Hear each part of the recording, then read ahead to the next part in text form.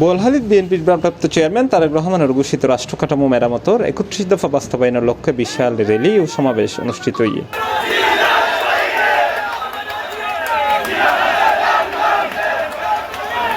বৃহস্পতিবার জুন ১৯ তারিখ বিকালে দক্ষিণ জেলা বিএনপির যুগ্ম আহ্বায়ক আজিজুল হক চেয়ারম্যান ও দক্ষিণ জেলা বিএনপির সদস্য শওকত আলম শওকতের নেতৃত্বে বিশাল র্যালি উপজেলা সদর হইতে আরম্ভ হয়ে উপজেলার মেইন সড়ক ঘুরি পরে গুমদন্ডি ফুলতল চত্বর দায়েরে শেষ হয়।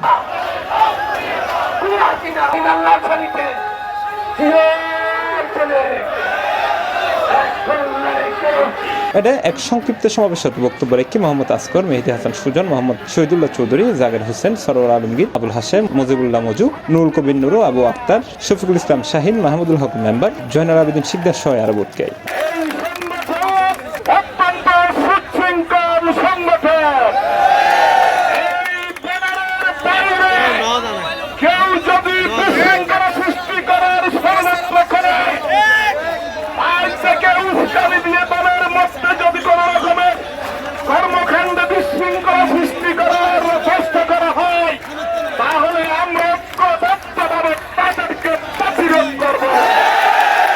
এছাড়াও এটা উপস্থিত আছেন শওকত আলী, মঞ্জুর হোসেন, মোহাম্মদ ইসমাইল, মোহাম্মদ আফসার, মোহাম্মদ বাচ্চু, নাসের, জসিমউদ্দিন, জামাল উদ্দিন ও কামাল উদ্দিন সহ আরো বোধ গাই।